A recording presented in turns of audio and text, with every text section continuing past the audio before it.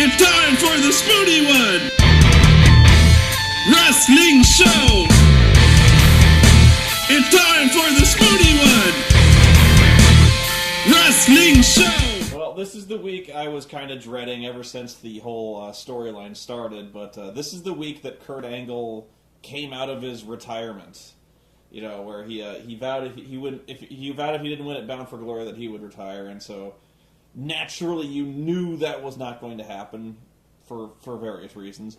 So this is the week he came out and he said he basically admits that he was like, I know what I said, I'd retire, but sometimes a man's got to do what a man has got to do, and Jeff Jarrett, he crossed the line. So I'm coming back and I'm going to fight Jeff Jarrett, and I'm going to do it. This is not very in keeping with the 3 eyes, Kurt. I'm thinking of integrity here. You know, you did give your word, and it's not a lot of integrity in going back on your word. So let me go on a tangent here very briefly. And I think this is a reflection on the business in general. And this ties into really this was actually executed a lot better than the other retirement angle, the other major one that happened this year, which was John Cena, where John Cena retired, or he had to leave the WWE. And say what you want about Kurt Angle going back on his word. He was gone for like 3 months, or at least he was in a non-wrestling capacity for 3 months. He wasn't on every show. He was on the shows like the last 3 weeks, but there was like a period for 2 months where he was basically gone. John Cena didn't miss a day, but in either case, you've got a problem here, and this is a problem that has kind of plagued professional wrestling for a while, and it ties into Raw. This ties into so many things, and I think it really explains why guys like me, who are really, I will fully admit that I am one of the most jaded wrestling fans out there today. And it probably really colors what I'm talking about when I talk about wrestling. I know I'm kind of going on a lot of sentence fragments here, but it's bullshit. The wrestling business is bullshit right now. And there's no way to believe, anything's at stake in any wrestling show, in any pay-per-view. And this is not just Impact. Impact is a big part of it, but take for another example, the last Raw, where you had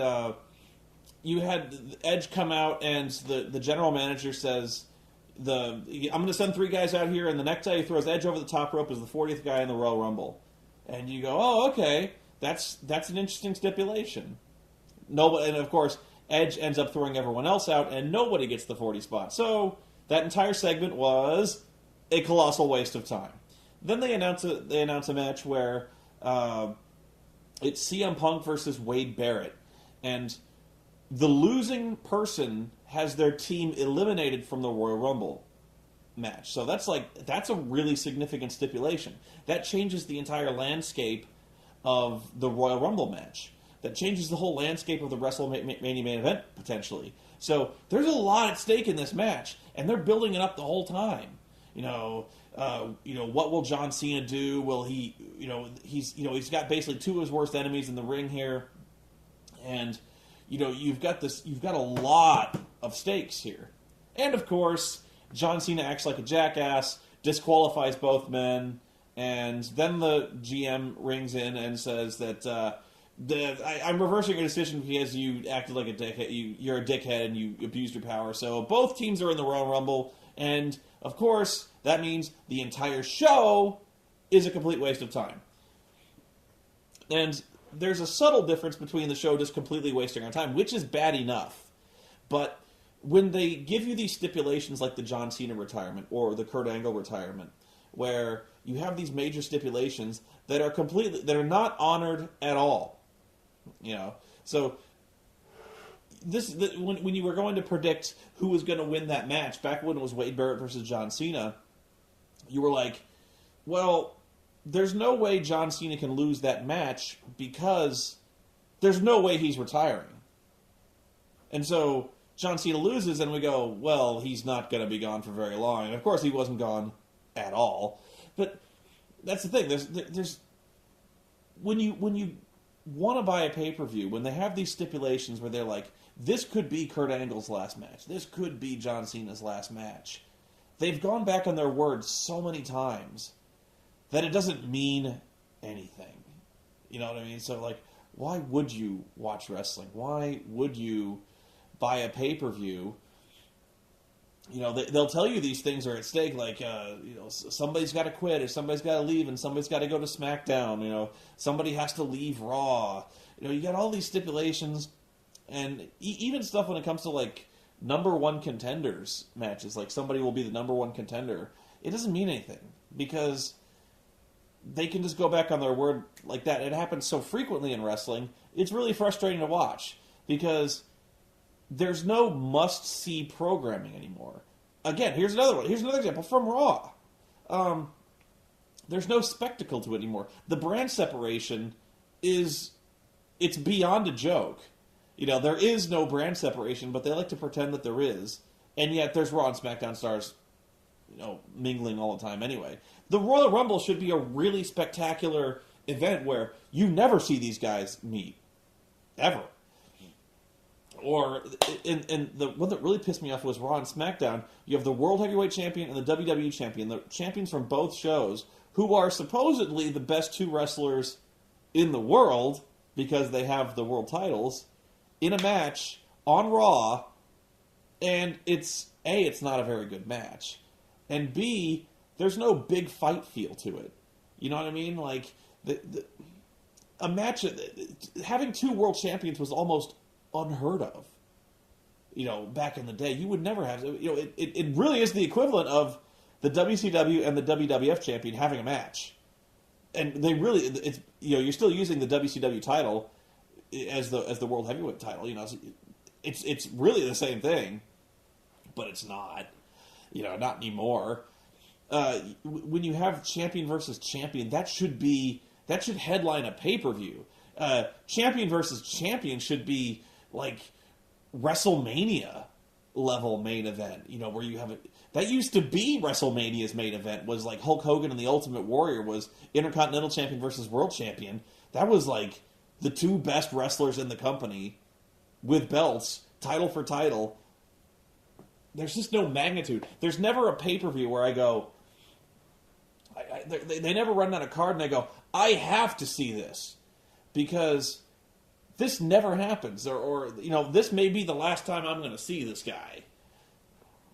And even in the case, it robs the very, very few times they honor those stipulations, like Shawn Michaels, and I'm still skeptical of Shawn Michaels, but I think it robbed that a lot of weight. And going back to TNA, Ric Flair.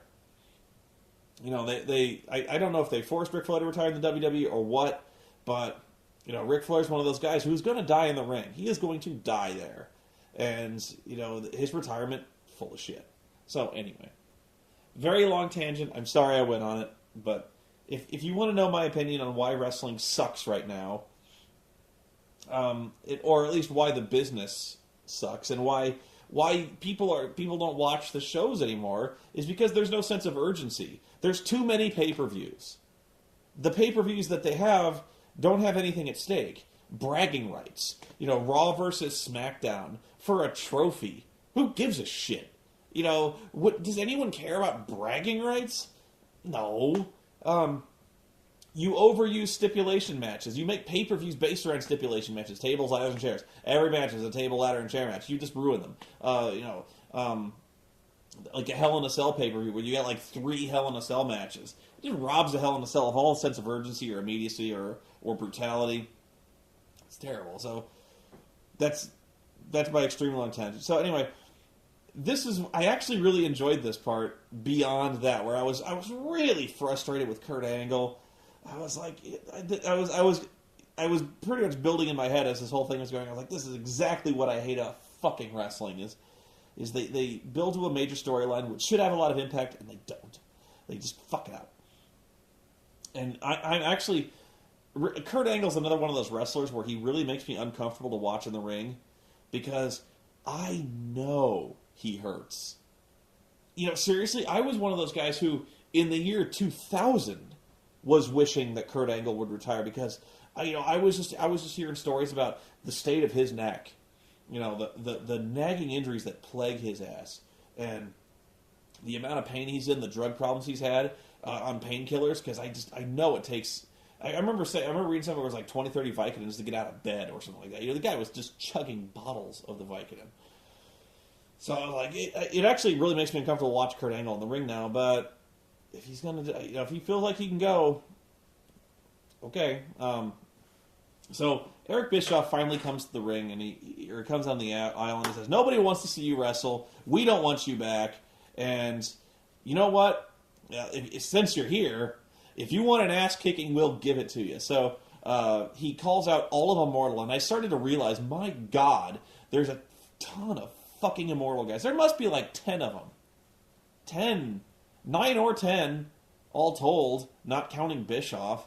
So he sicks all of Immortal on Kurt, and they all start beating his ass.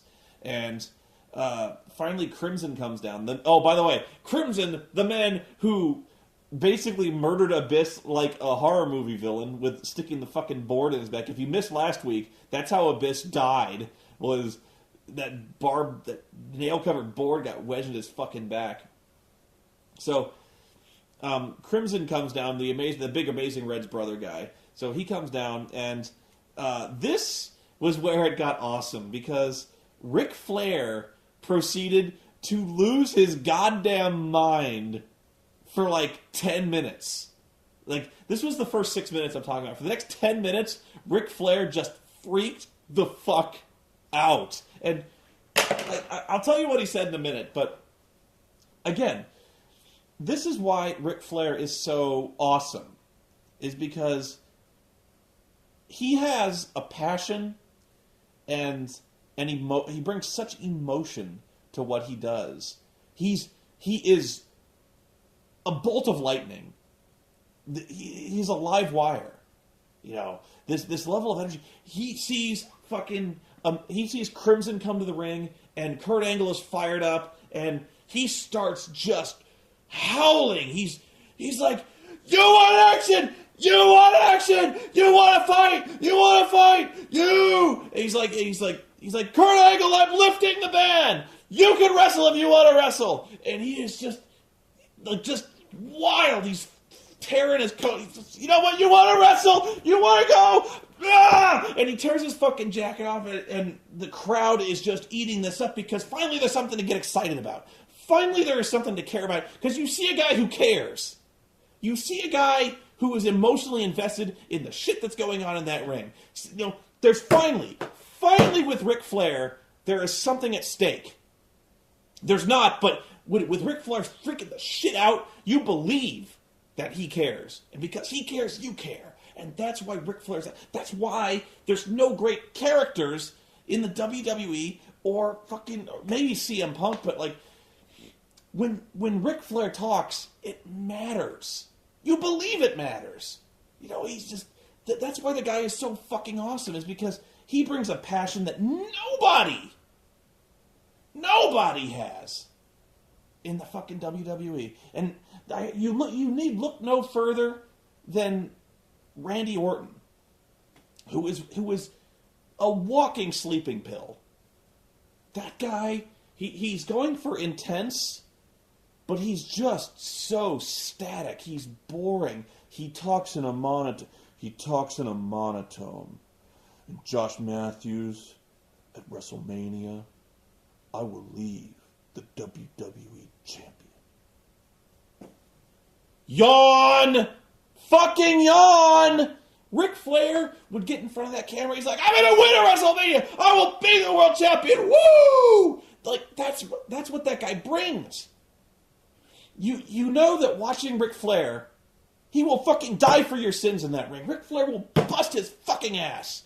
You believe that the title matters to him, and that's why Ric Flair comes to the fucking ring. He's screaming his fucking head off. And this is where it got funny, because when he gets excited, he goes off script. And I'm pretty sure at some point he starts doing this. He goes, "You want to fight? You gotta fight! Because tonight, you're gonna get Jeff Jarrett. And you're gonna get Kazarian. And you're gonna get beer money. And you're gonna get... And right there, I could tell he forgot who he was talking about. Because he goes, you're gonna get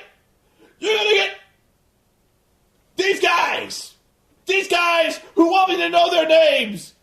Gunner and his pal. He points to the TNA heel security guards, Gunner and Murphy. I know. He was like, Jeff Jarrett, Beer Money, Kazarian. Those guys! Those two guys! Sorry, I forgot your names. So, it's like a fucking 10 on 2 handicap match. It's Kurt Angle and Crimson against like all the fucking Immortal. So I really hope the federal judge isn't watching. Again with the blatant heel shit that's going on. So we come back and Ric Flair is backstage with Eric Bischoff, and Eric Bischoff is like, God damn, I wish you hadn't done that, Rick. And Rick's like, what do you mean? And Eric is all, we didn't have to bring Kurt Angle back.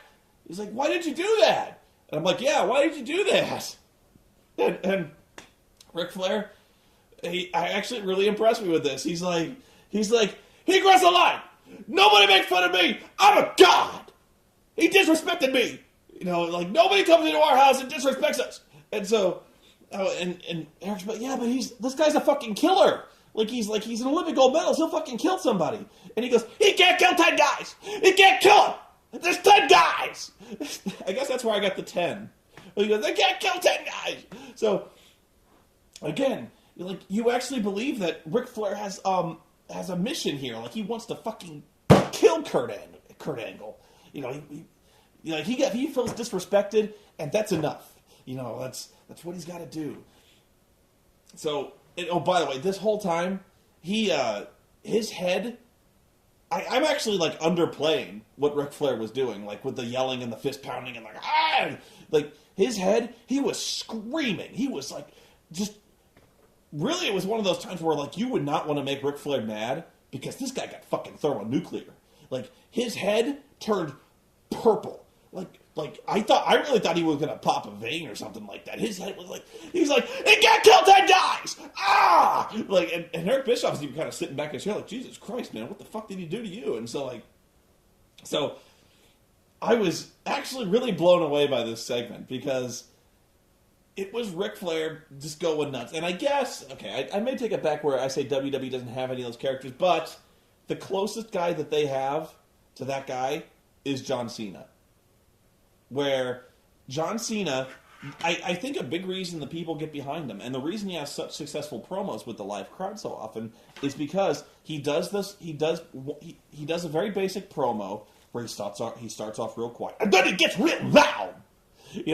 He's like, what you did at tables, ladders, and chairs was unconscionable. But just wait till next week when I take this boot and shove it up your ass. When he gets really mad, you can see when John Cena gets mad, when he gets really passionate about something, and he brings that emotion. He's the only guy who really raises the bar when it comes to emotional investment, emotional content. And so, if nothing else, I do give John Cena props in that when it seems like he cares, which isn't often, but when it seems like he cares, the crowd cares. And that's all I'm saying. So, I'll go to the next match because I remember this. I was so fired up about the segment I kept watching. So, what it is, the next one is Sarita, Tara, and the girl of 1,000 gimmicks, Madison Rayne, versus Mickie James and the beautiful people, Pirate Whore and Velvet Sky. And so, the story here, the real story that was that I think just started here was that the beautiful people are coming to the ring. And I had completely forgotten about this, but they're just about to go down the ramp and you go backstage. And then Winter, the imaginary phantom girl, who is no longer, she's a real girl now, she pulls Angelina aside and she's like, what are you doing? She's like, I'm having a match. And she's like, yeah, but we're the tag team champions. And I was like, oh, yeah, oh, shit, yeah, you're right. Shit, what? Fuck. And so I was like, oh, I forgot about that. So Angelina says, I know, but I got a match with Velvet. And she's like, but we're no comprende. And Angelina's like, look, you're great, we're tag team champions, but Velvet is my BFF and always will be. Sure. And then she's like, you stay back here, Winter, and you calm the fuck down. And so Winter, they leave, and Winter starts going like, take on me, where she's like, and she starts freaking the shit out. So this match was a catastrophe. First off, this match went like 10 minutes. I'm sure somebody timed it. I didn't time it, but it went through a commercial break. It was at least 8 minutes. So, this fucking match.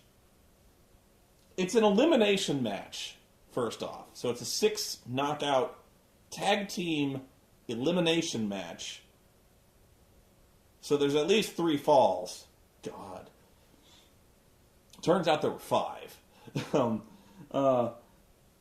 So what happens is Velvet gets knocked out early. And Velvet goes backstage, and immediately they cut away. And Velvet has been, like, hit on the head. And she's dizzy. And she's like, oh, shit, what the fuck happened? And the camera, it's like picture-in-picture, where it's like the match is going on up here, and, like, over here, though, you're seeing what's happened to Velvet. And so Velvet is like, oh, shit, what, oh, and she's, like, crawling around, and she falls down. She's like, oh, fuck me. And this is real time, by the way. As long as I'm talking about this, she's still doing it during the match. And then all of a sudden, she's like, like she got all of a sudden, like it was like she forgot what side of her fucking head she got hit on. She's like, oh shit, left, ow, right, ow, this hurts too, and so she falls down. Then we go back to the match, and this whole story, even Taz, who last week, when Mike Tenay asked why Madison Rayne is allowed to bring the loaded glove to the ring, Taz said, well, there's no evidence that the glove is loaded. There's no evidence that there's anything illegal about it. Even this week, Taz had just abandoned it. Taz had abandoned all pretense, and even he calls it the loaded glove. Because this loaded glove figured so prominently in this goddamn match, and I can't even... This was horrible. Okay. And it all happened so fast that I had to go back and watch it again. Because here's what happens. This whole time, Madison is loading the fucking glove up. She's doing this thing where she's like loading the whatever. She's like the deer shot in the fucking glove. And by the way, what do you have to do to get searched or disqualified by the TNA? The TNA referees are among the most impotent referees I've ever seen in the history of professional wrestling. Because we've established that it's a loaded glove. This is no longer a secret. The announcers know it. We know it. She's used it as a weapon in the past to knock people out. She's made a grandiose production of loading the fucking glove, indicating to all but the blind that this is a weapon. Does the referee care? Of course not. Tara is using her cybernetic fucking Cybertron elbow brace to knock people out. Does the referee care about this? One iota? Of course not.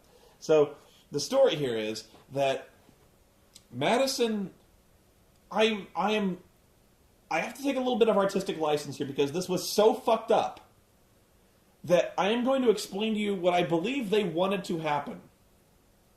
But know in your heart that what I'm describing was way uglier and less coherent than I'm telling you. Okay, so what I think happened was that Madison Rayne jumps the ring, and she's trying to attack Mickie James. And she swings at Mickie. Mickie ducks and trips her. Like a drop toe hold or something? Like I don't know. Like kicks her in the back of the leg and she falls down. Madison falls, hits the floor, and is dead. She's knocked out. And what the announcers had to explain this to us because it was so fucked up and unclear that nobody could have known what happened. They said that Madison Rayne had landed face first on the loaded glove and knocked herself out.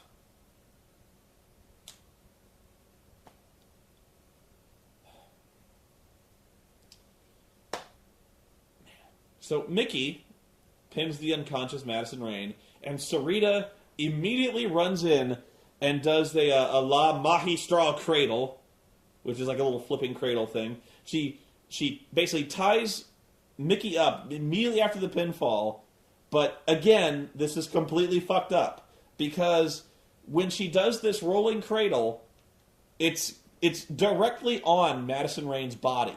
So you've got like these three bodies tangled up in what's supposed to be a pinfall.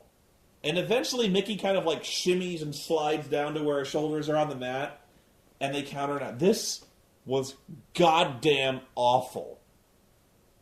And then the match goes on for another 5 minutes, because now it's 2-on-1, Angelina versus Sarita and Madison. Or Sarita and, fuck, I can't even remember who else is in this fucking match now. Tara.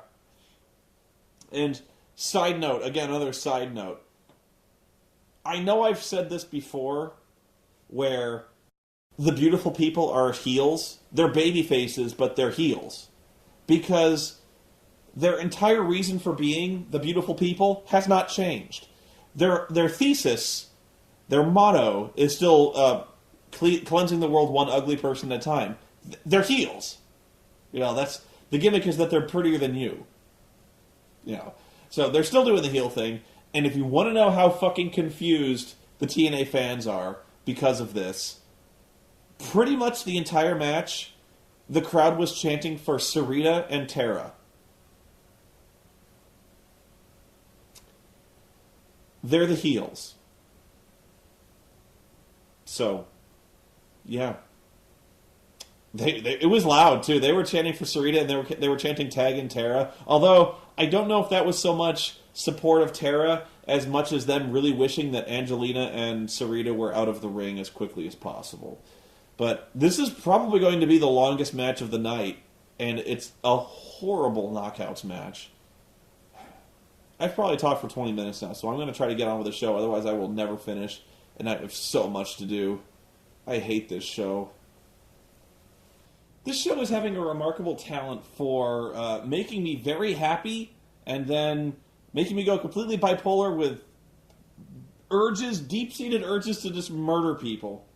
Pardon me. So, what made me really happy was the fact that they announced this. They announced this really, really convoluted tournament, and I'm not even sure I can explain it properly. So, okay, for the next 3 weeks, there's going to be a three-way match, and the winners of those three-way matches will then have a match, and the winner of that match is the number one contender for the X Division Championship. So basically, 3 matches, the winners of those matches have a match, and that's the number one contender.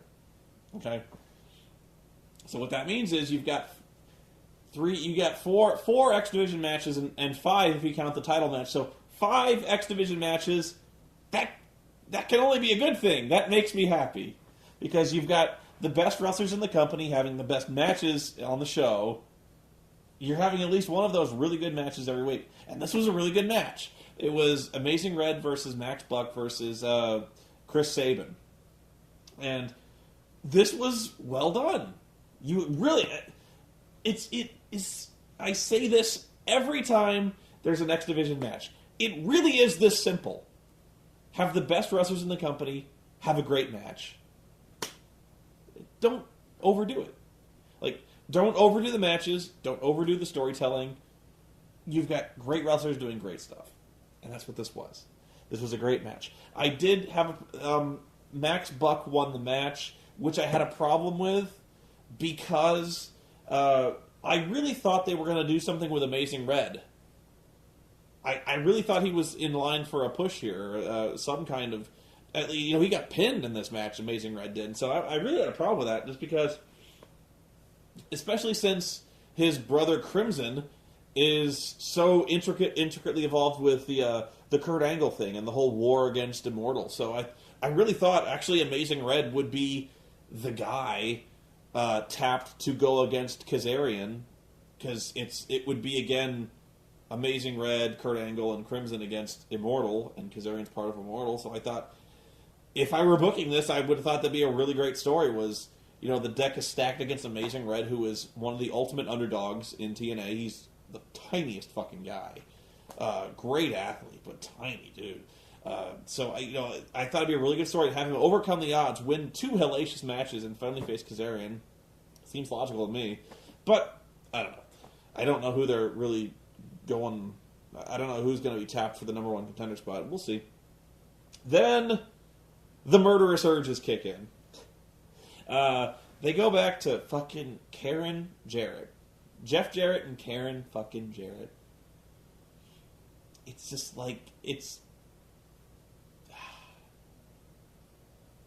This woman is the most annoying woman alive. This bitch gotta shut up. She's like... Oh, but remember when I said that nobody watches the footage of the show? Like, nobody watches monitors, or nobody watches the show as stuff is happening? Like last week, when Kurt Angle supposedly got kicked out of the building, and they showed him clearly wandering around outside, getting into the building and smashing shit and getting weapons and beating people up, and nobody cares. Pardon me.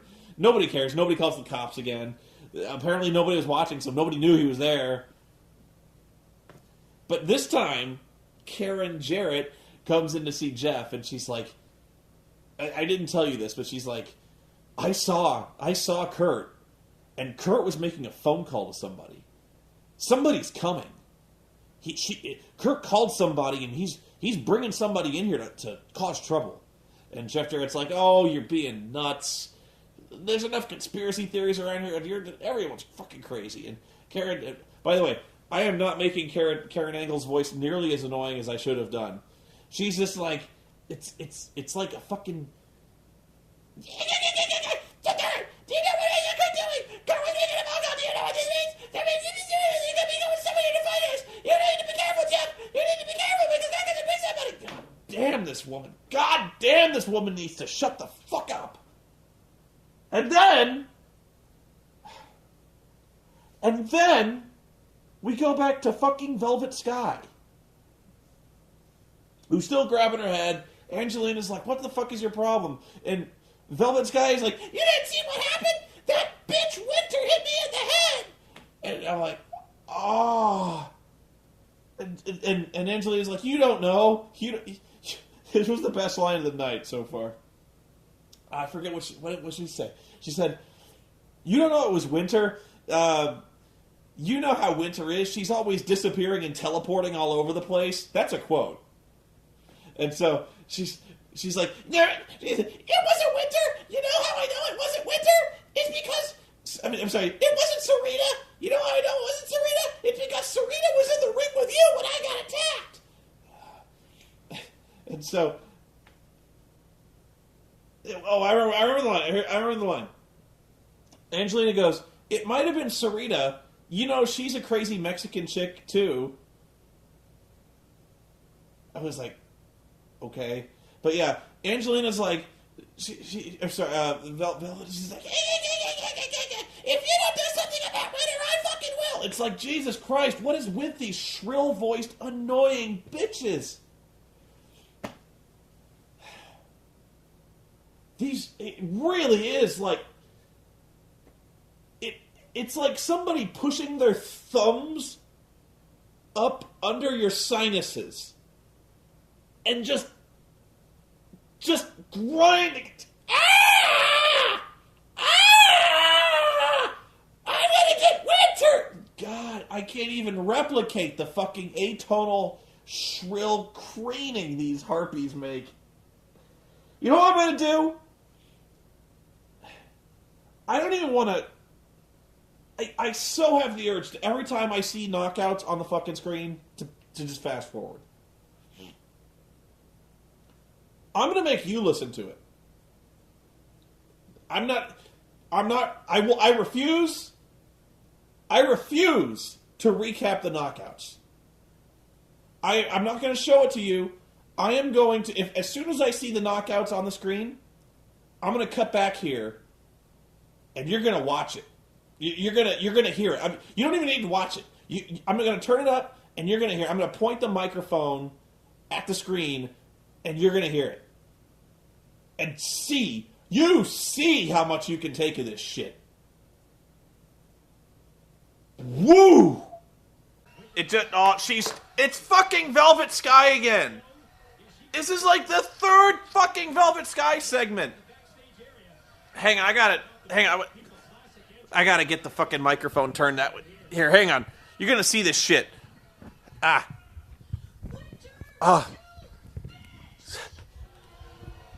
Turn around. Here we go. You could just come to TNA and try and break up the lives of the beautiful people? I don't think so. You think you could just show up out of nowhere whenever you damn well please and sneak attack me from behind?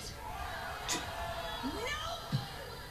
Well, I got something to say to you, you glass bottom bolt loving bitch. If Angelina Love isn't gonna take care of your ass, then I will. Get your ass down here now. It is, Now! I'm sick of you. Velvet and Mansory are the same voice coach. Lord. I think maybe Karen Angle also. Even Taz is getting a headache from this shit. Taz, usually Winter, so soft-spoken in the back. Doesn't show her violent side until she's... You see the headache But that wasn't the case earlier, that I'm getting. obviously. Look at mine. Again, it was jealousy. Definitely jealousy. You're gonna watch this. I'm gonna hold the microphone and we're The gonna... fact that Angelina and Velvet Okay, Sky Winter has come out and she's fighting with Velvet Sky. This, if they hold true to form, is gonna take 5 minutes. She's kind of a strange. She's whacked out. Carl's getting kissed She's a weird chick. And it all started when Winter and Angelina Love became... TNA loves to do this thing. That's just several weeks Hang on. after the reunion. TNA loves to do this thing where they fight, like the knockouts fight, but they have them do backstage brawls. It was really like every week they would do this, where like they would brawl for at least 5 minutes, usually about 10, where they would have these really prolonged brawls near the catering area, and that's exactly what they're doing here. They're gonna be doing this for a while.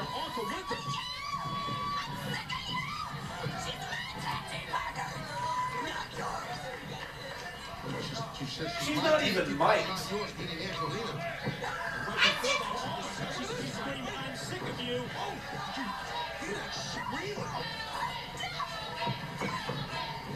We've seen before how she can just snap like that, and that's exactly what's happened again. As I can only be grateful they're not mic'd. It's just trying to cover up. Yeah, I mean, well, let's be honest. I mean, Winter was more or less defending herself to this point. Looks like, okay, this is wrapping up. Hang on, let me fix the mic. Oh, good. Angelina's coming out. And she can only be the voice of reason in this thing. If you're Angelina here, she knocks her knockout tag team partner off of her BFF. I just remembered something. Hang on, let me... I just remembered something that I forgot to mention about the Knockouts match. This is another thing that TNA is doing really, really poorly. It's taking too long to get matches started, especially when they're introducing every single one of the knockouts in turn. The Beautiful People's entrance alone takes about 3 minutes. And the reason is that we're still doing knockout stuff. She's a screamer. We're going to get more screaming. Go ahead. You want to do it. Go ahead and do it. What do you do if you're Angelina Love? You're stuck in She's still screaming. between the knockout tag team champion winner and your best friend. She's still screaming for Winter. Basically what happened is Winter came out and just kicked Velvet's ass. Angelina comes and saves Velvet. And Velvet gets up and he's like, Winter! Winter! My God. Okay, I'm going to pause this. you probably didn't hear a word I said just now because the TV was on. I tried. Okay, so I know that was not probably all that interesting. I'm sure that was Punisher. That was beige of an extraordinary level. But what I know, again, I've gone on about this before, but now they've actually made it longer. The Beautiful People's entrance. It used to be they would enter and kind of do this really elaborate kind of dance as they go to the ring and kind of do this thing where they straddle the ropes. Now they make it twice as long because they all used to go into the ring at the same time. And now what they do is Angelina and Velvet go to the ring, then one of them bends over the ropes. You know that thing where they bend over and like she shakes her ass. Like Angelina will literally the choreography of this, they overact it and they set it up to where they make it in no unclear terms what you are meant to look at. So she will get up there, she will command everyone, she will like wave her hands, point at her ass, like she will shake her ass, then point at her ass, and then shake it, and then bend over the ropes, and then basically stick her thumb up her ass, and go like, I want you to put your cock here. That's going to show up in a video later, but like, and then Velvet does the exact same thing. She shakes her ass, she points her finger at her ass, the crowd goes, woo. She bends over the rope and she sticks her thumb up her ass and she's like, put your dick in here. And like, God, it really does take like 3 minutes to get all this done. It's like every week with this shit. And of course Madison Rayne has her own little variation on it where like she and Tara share this really fucking sexless, tepid lesbian kiss. It's not even attractive. It's like, ugh, I don't know. Okay. I hope, and I know I just jinxed myself, that is the last we fucking saw of those knockouts. It's going to be a commercial, so we'll be right back. Well, no knockouts yet. This went on for a long time, and I don't actually know if anything was accomplished. This was one of those segments that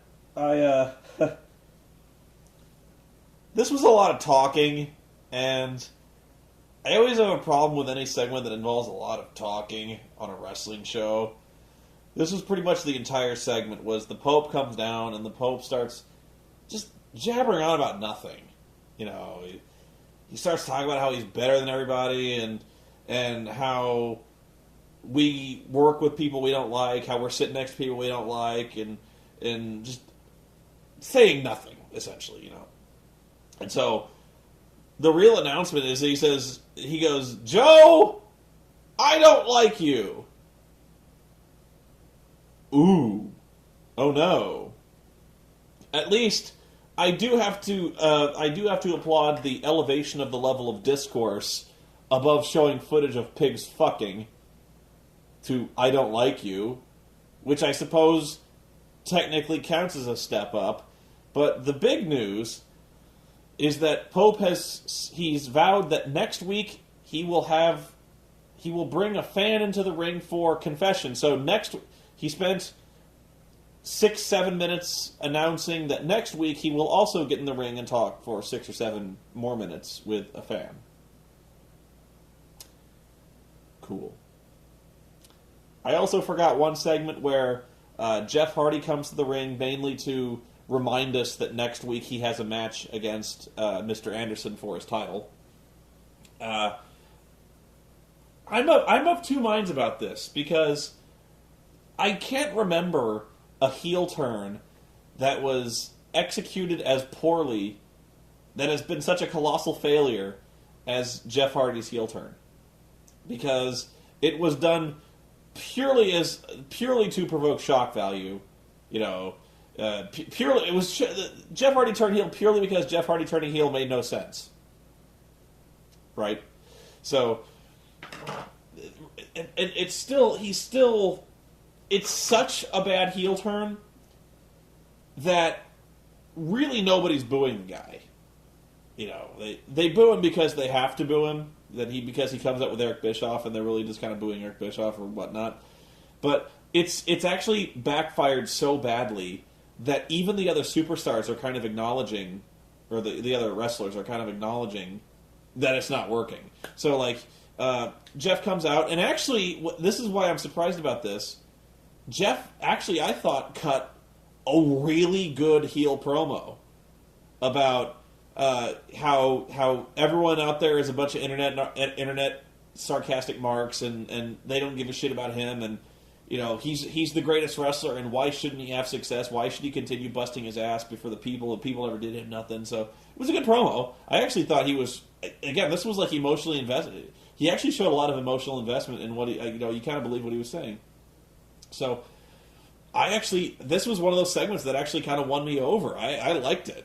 To where I was going, that's a pretty good heel promo he's doing right there. And this coming off, I'm one of the main guys who thinks the whole heel turn was a waste of time. I still think it's a waste of time, but I think Jeff is actually trying to make it work. I don't think it is working, but I think he's really trying to make it work. So I got to applaud the effort. But again, this is where I say it's not working, because Mr. Anderson comes to the ring, and he comes, he goes, he says, for all you've done, you've joined Hulk Hogan, you joined Eric Bischoff, you joined Immortal, for all the people you screwed to get that title, they still love you. And the people go, yay! And I'm like, they do still love the guy, they want to cheer Jeff Hardy. So the whole heel turn thing is just not working.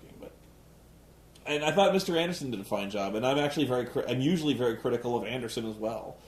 So that was the main thing. Okay, so the way this current segment wrapped up was Ric Flair is, again, awesome.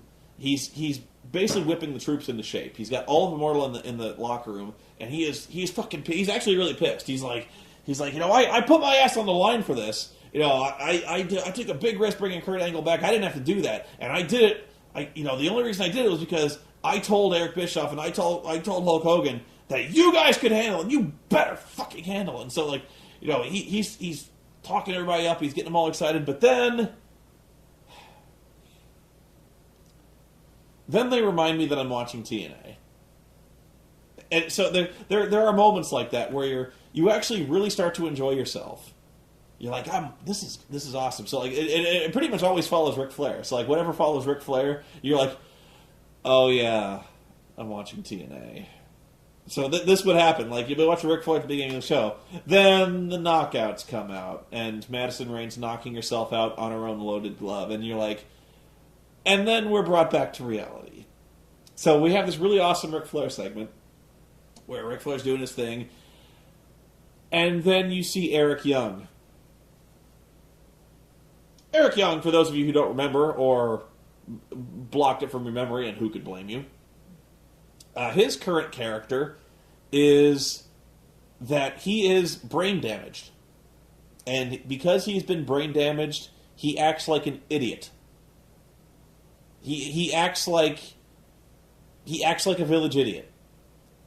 So, apparently, Eric Young has found the TNA World Championship belt in the trash. And he has taken this belt. He believes now that he is the world champion. And he carries the belt with him wherever he goes. And he thinks whenever he has a match, he is in fact defending the TNA World Heavyweight Championship. Ric Flair sends the troops out of the locker room, and Eric Young is there.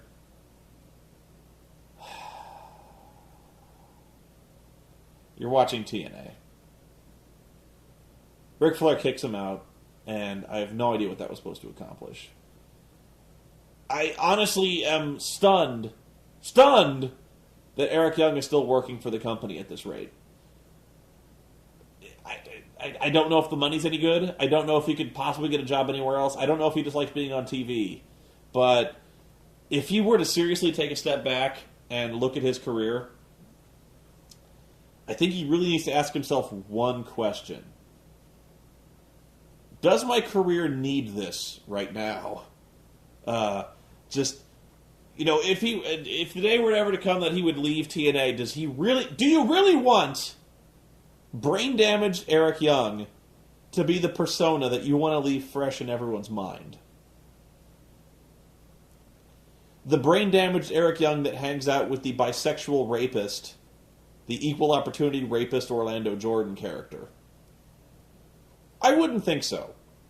It's kind of like what happened to Eugene. That you know that the guy who was like the retarded guy, Eugene from WWE. That's pretty much all he's got. You know, he's pretty much portrayed the Eugene character. It's all he's known for, and it's the only way he's ever going to get a job now is appearing as the retarded Eugene character. So that's all he's got now. But I'm going to keep rolling with this show. So, all right, sorry about that. My PVR actually cut off at the top of the hour, and I missed the ending of the show. And I'm fairly sure I did miss something, and I did. So I had to go see what happened. Okay, so to recap, the whole show they were talking about how Dixie Carter was going to speak, and I'm always fired up about seeing Dixie Carter because she really is one of the most dominant. You know, I said Ric Flair was a really energetic personality, but really it's Dixie Carter who lights up the screen and energizes the product every time she's on camera. And so this was a bait and switch. I feel lied to because Dixie Carter was not on camera. They just kept showing promo photos of her, one in particular, and I just realized what it is that's kind of unnerving about her very generic expression. In the photo they use almost all the time to say, like, Dixie Carter speaks, her eyes go in different directions. They're not cross-eyed, they're like anti-cross-eyed. They're like divergent eyes. That it really does look weird in the photos they use of her, but it's bait and switched, because they're like, live via telephone, we have Dixie Carter, and she was like talking for maybe 20 seconds, where they're like, so what's the big announcement you have, Dixie? And she says, well, I'm happy to report that February 3rd, it's all going to be over.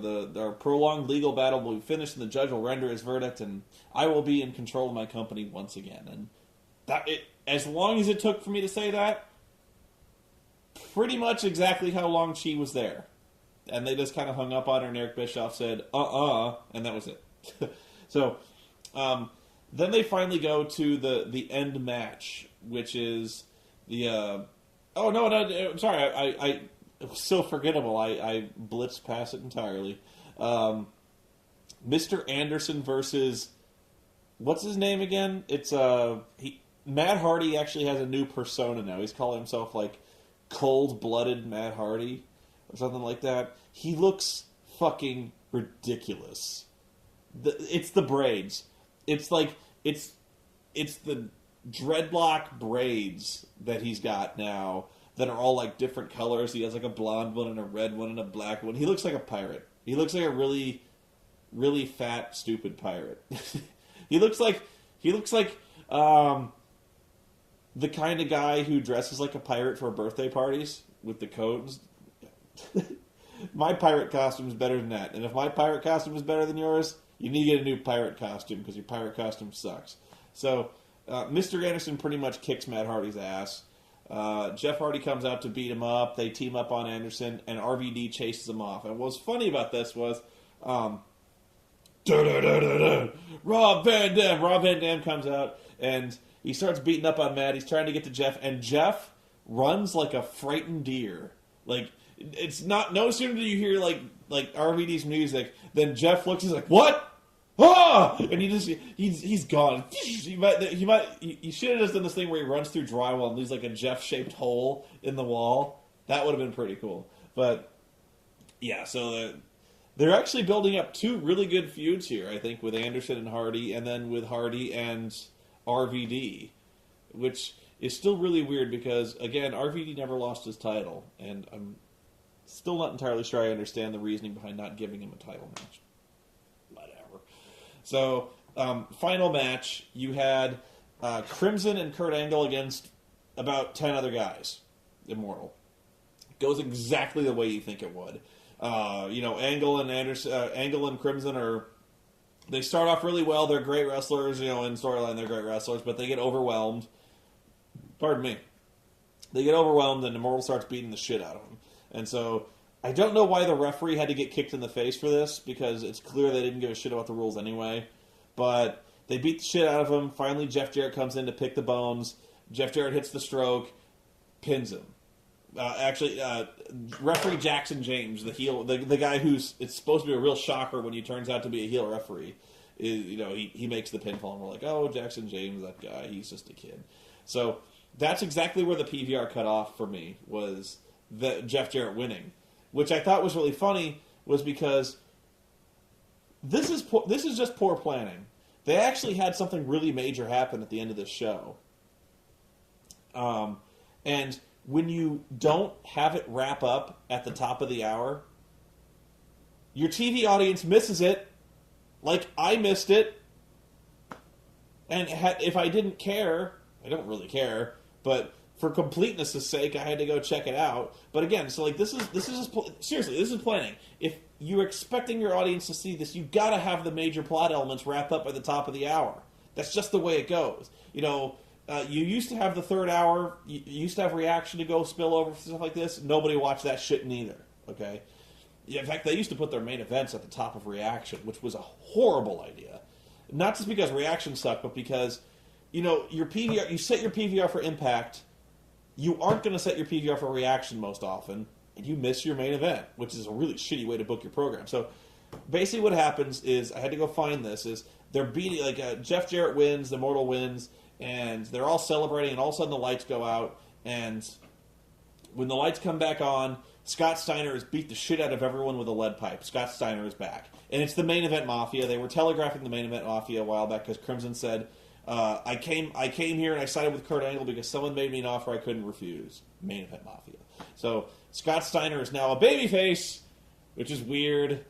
But we can look forward to many more pose-offs and promos.